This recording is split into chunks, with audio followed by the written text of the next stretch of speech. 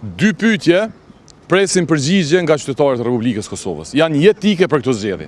Pse shkuam në zgjedhje dhe çfarë do të ndodh pas këtyre zgjedhjeve?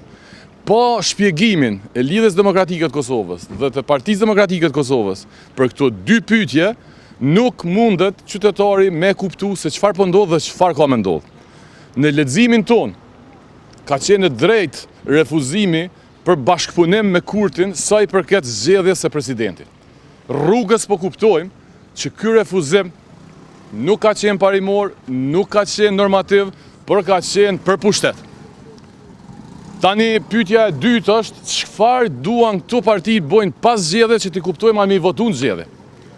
Në leximin ton është e qartë situata. Kosova është në një moment shumë të rëndësishëm. Në mandatin e ardhshëm dy gjëra mund të jenë finale.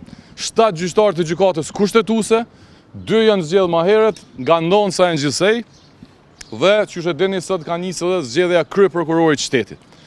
Prandaj propozimi jonë është i qartë, zotimi jonë është i qartë, i ftojmë PDK-n e LDK-n të zotohen edhe ato në qëndrimet që ata mendojnë që duhet e ne i ftojmë në këtë që kemë propozuar. Propozimi jonë është i qartë.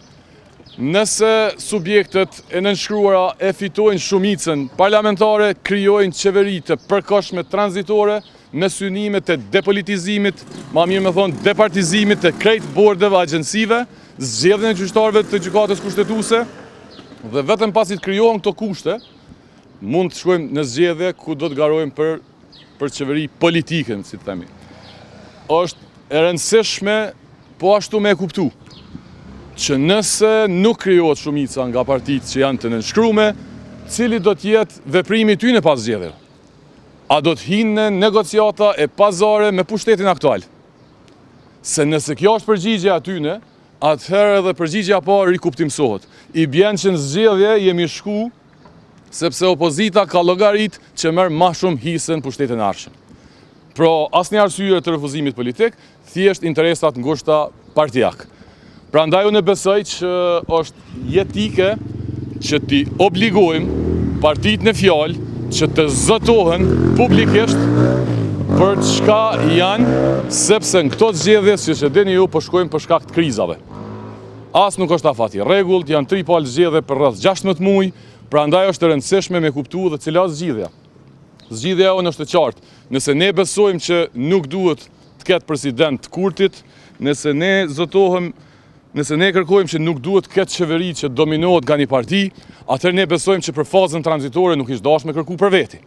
Na besojmë që opozita ka gabu tërësisht kur ja ka kërku të njëjtat sene kryeministrit mos me i bo e për veti i ka propozuar me i bo, siç është rasti i presidentit.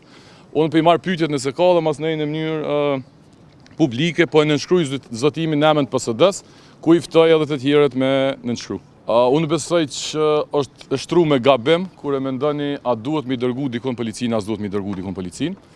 Jo në rrafshin territorial, jo në rrafshin rajonal.